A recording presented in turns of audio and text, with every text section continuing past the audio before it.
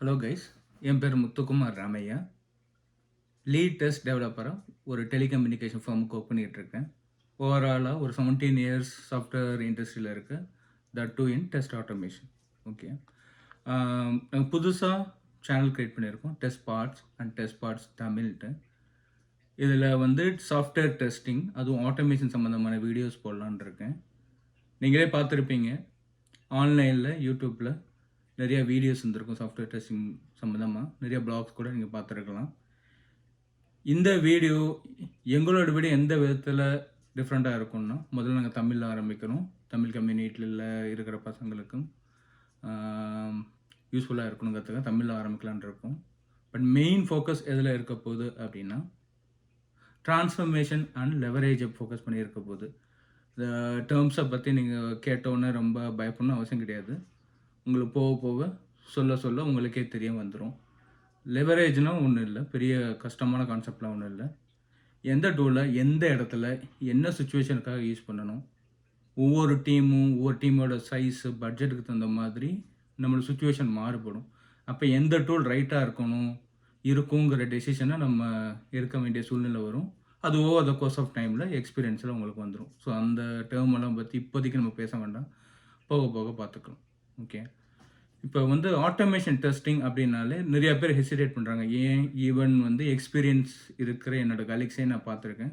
Even though they're really good in functional testing, manual டெஸ்டிங்கில் இருந்தாலும் கூட ஒரு ஆட்டோமேஷன் வரும்போது ஒரு தயக்கம் இருக்கிறத நான் பார்த்துருக்கேன்.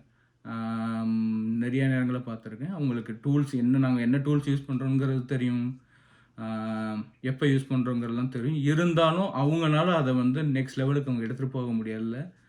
அதை எந்த அளவுக்கு நம்ம ஹெல்ப் பண்ணி சிம்பிளிஃபை பண்ணலாம், அது கேரியர் நியூவாக ஸ்டார்ட் பண்ணணும்னு நினைக்கிறவங்களுக்கு எந்த விதத்தில் வந்து நம்ம வீடியோ ஸ்டார்ட் பண்ணலாம் யூஸ்ஃபுல்லாக இருக்குன்னு சொல்லிட்டு அதை ஃபோக்கஸ் பண்ணி நாங்கள் வீடியோ ஆரம்பிக்கலான் இருக்கோம். இப்போ நீங்கள் வந்து ஒரு 15 இயர்ஸ்க்கு முன்னாடி பார்த்தீங்கன்னா சாஃப்ட்வேர் டெஸ்டிங், அதுலேயும் ஆட்டோமேஷனுங்கிறது ரியலி சேலஞ்சிங் கரியர் ஸ்டார்ட் பண்ணணும்னா. ஏன் அப்படின்னா, உங்களுக்கு அப்போ நிறைய ஓப்பன் சோர்ஸ் டூல்ஸ் எல்லாம் கிடையாது.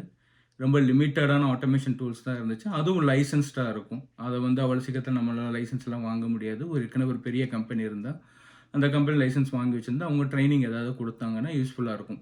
இப்போ இன்றைய காலகட்டத்தில் அவ்வளோ கஷ்டம்லாம் கிடையவே கிடையாது. பெரும்பாலான டூல்ஸ் ஓப்பன் சோர்ஸ் இருக்குது. நீங்கள் யூஐ ஆட்டோமேஷன் பண்ணுறதுனாலும் சரி, வெப் சர்வீசஸ் ஆட்டோமேட் பண்ணணுன்னாலும் சரி, நிறைய டூல்ஸ் ஓப்பன் சோர்ஸாகவே இருக்குது. நீங்கள் அதை எடுத்து யூஸ் பண்ணிக்கலாம்.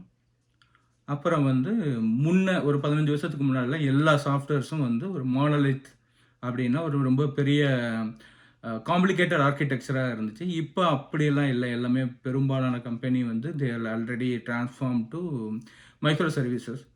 மைக்ரோ சர்வீஸ்னால் என்னங்கிறதுலாம் டீட்டெயிலாக இன்னொரு வீடியோவில் பார்ப்போம். இப்போ நம்ம என்ன ஸ்டார்ட் பண்ண போகிறோம் அப்படின்னா, ஒரு மைக்ரோ சர்வீசஸ், அது ஒரு எஸ்பிஎஸ் மைக்ரோ சர்வீஸ் எடுத்துக்கிட்டு அது எவ்வளோக்குள்ள சிம்பிளாக ஈஸியாக நம்ம டெஸ்ட் ஆட்டோமேஷன் ஸ்டார்ட் பண்ணலாம். எஸ்பெஷலி எக்ஸ்பீரியன்ஸே இல்லாதவங்களுக்கும் இண்டஸ்ட்ரியிலே வராதவங்க எதை முதல்ல ஸ்டார்ட் பண்ணலாம். நான் வந்து போஸ்ட்மேனை தான் சஜஸ்ட் பண்ணுவேன். அதுக்கு நிறைய காரணங்கள் இருக்குது. அந்த காரணத்தெல்லாம் வர வீடியோவில் சொல்கிறேன்.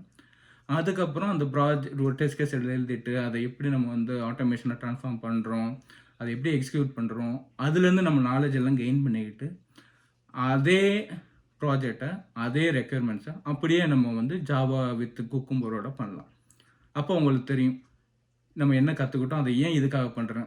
ஜாவாவில் பண்ணும்போது அதுக்கு ஒரு சில ரீசன்கள்லாம் இருக்குது. ஸோ அதையும் நான் உங்களுக்கு அப்போ சொல்லி கொடுத்தா உங்களுக்கு புரியும். அதை இன்னும் 2 கட்டத்துக்கு எடுத்து போகலாம், நெக்ஸ்ட் லெவலுக்கு அதை எடுத்துகிட்டு போகலாம் அப்படிங்கிறதெல்லாம் சொல்லி தந்துட்டு, அதுக்கப்புறம் ஃபைனலாக சேம் டெஸ்டிங்கை one more time with Python with robot அதில் சொல்லி தந்தேன்னா உங்களுக்கு வந்து ஒரு நல்ல ஐடியா கிடைக்கும். இதுதான் ஆட்டோமேஷனு, இந்த ரீசனுக்காக தான் இந்த டூல் யூஸ் பண்ணுறாங்கிறதெல்லாம் உங்களுக்கு தெரிய வந்துடும். இதுதான் எங்களோட நோக்கம். ஸோ கைஸ், வீடியோ ஸ்டார்ட் பண்ண போகிறேன். உங்களுக்கு ரொம்ப யூஸ்ஃபுல்லாக இருக்குங்கிறத நம்புகிறேன். உங்களோட ஃபீட்பேக் எனக்கு ரொம்ப முக்கியம். So give me support, share your feedback. வரும் வீடியோக்களில் அதை இன்க்ளூட் பண்ணிக்கிட்டு யூடியூப்பில் இருக்க நியூஆன்சஸ்லாம் தெரிஞ்சதுக்கப்புறம் same contents will be made in English and it will be delivered in test bots other channel. Thanks guys, bye.